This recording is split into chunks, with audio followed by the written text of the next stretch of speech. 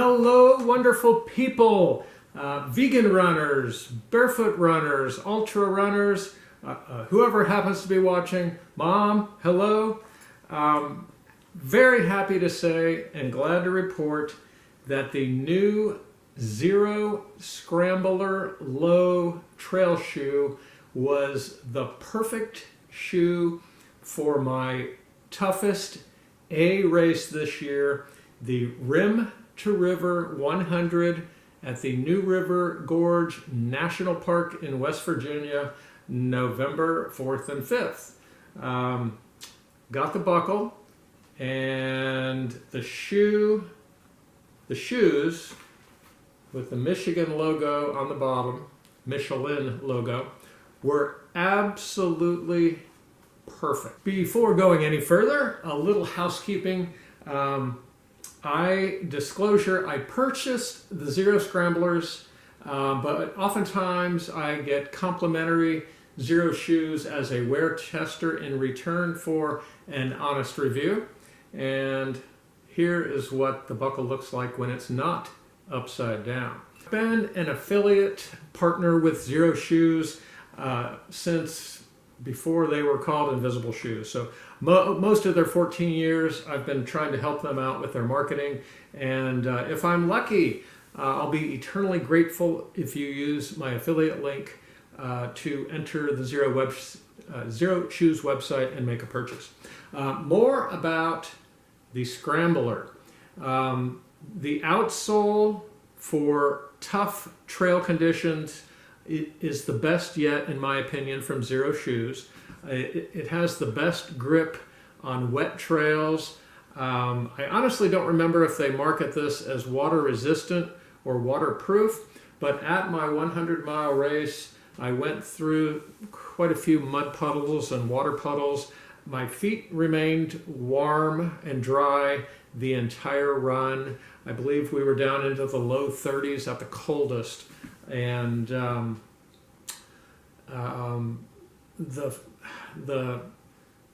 this shoe is a size 12.5. Typically, I wear a size 12 in Xero sports sandals with no socks, which is what I wore for the Yeti 100 miler 5 weeks before the Rim to River race in these shoes. So I purchased these a few weeks before Rim to River and only wore them one time, maybe 5 or 6 miles, and I took a little dab of shoe goo and put it underneath the heel of the insole just to make sure that they would stay put, and it worked perfectly. When you look closely at the profile of the Scrambler, it almost looks like there's some arch support there. There is not. Xero has not strayed from the always truly minimalist format. The outsole is flat, and this trail shoe evolved from the Scrambler mid-height hiking boot. And the upper it looks super resilient and sturdy and well built to me. There's just enough cushion around the ankle in terms of soft upper to keep the feet and ankles comfortable with or without socks. For the 100 miler, I did wear a light to mid-weight sock, and I wore the same pair of socks the whole way. I think I added some Body Glide to my feet one time, maybe during the race. So with this little bit of extra rubber you see from the outside, that sort of wraps around the foot. So basically this outsole design gives the Scrambler a little bit more lateral stability and just a little bit more protection from sharp rocks. As you're going through, sometimes rocks will kind of buckle up and sort of jam into the side of the shoe. The Scrambler Low gives you a little extra protection from extra rough trails. The lugs, again, are fantastic. I'm always cautious about being overly reliant or confident in the tread pattern. Sometimes that can cause a false sense of security and maybe going too fast. One of my goals at Rim to River was to never fall down, not a single fall, which I did accomplish at the Yeti 100 in the Xero sport sandals, but at Rim to River, a much tougher race, I did have one minor tumble in the night portion of the race somewhere after the 50-mile mark. One of the things I want to point out about the upper on the Scrambler is that inside this pattern here is a lace that goes through to the bottom of the outsole. So you can use the laces up top to snug down for a custom fit. And the same thing up here. The shoelace is attached to this strap up here, so you can also snug the shoe down onto your heel.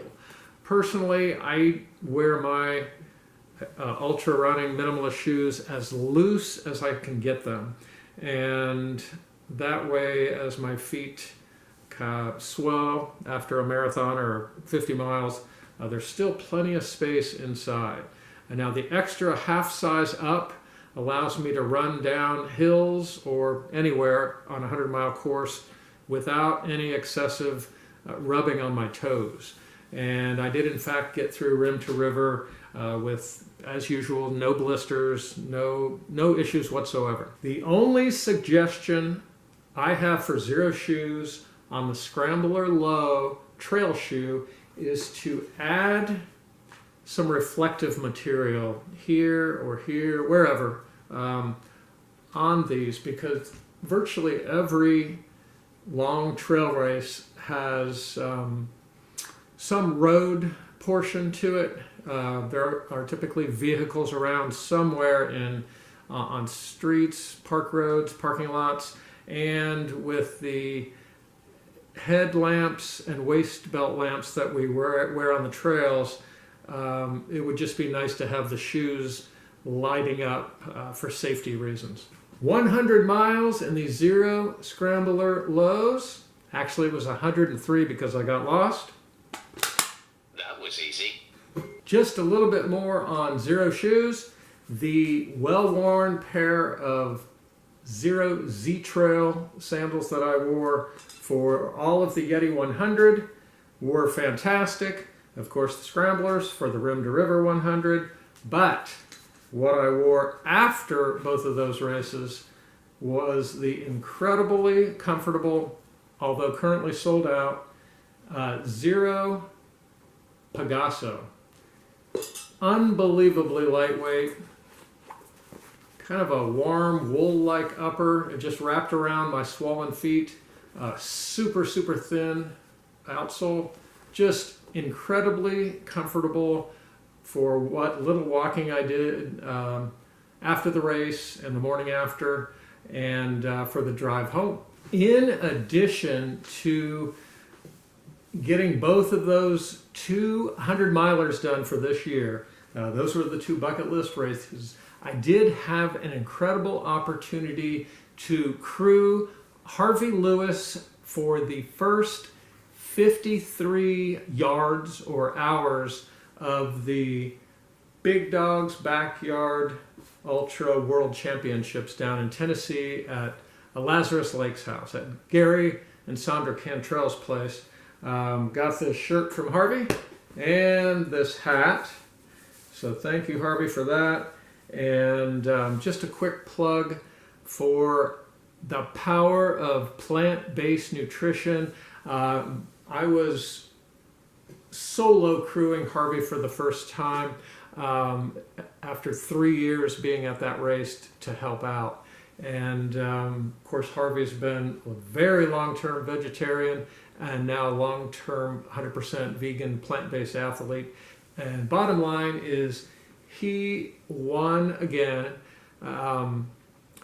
He was the defending world champion runner at that race format, and increased his total distance from 354 plus miles to over 450 miles in 108 hours. So He was the last runner standing, technically the only winner or finisher of the race. World record, course record, personal record for Harvey, and it was just pretty incredible to have anything to do with that event. So congratulations, Harvey. Thanks for the gear, and I can't wait to see what in the heck you do next. Rim to River 100 could have been called Rim to River to Rim to River to Rim to River, etc. The song that got stuck in my head was from my hometown in Dayton, Ohio, Funk, F-U-N-K, Funk Town, USA. We have the Funk Town Museum, or the Funk Music Museum here, probably the only one in the world. Anyhow, the Ohio players love Roller Coaster. Worm got stuck in my head. This often happens at ultras. I never know what song might get rooted, and it was kind of fun. So at a couple of the aid stations, there were some young, fun volunteers out there all night long, and they had not a clue what Love Roller Coaster was, who the Ohio players were. I dated myself by even bringing up the topic. As a 61-year-old runner, I noticed that there were very few runners over 60 registered for the race.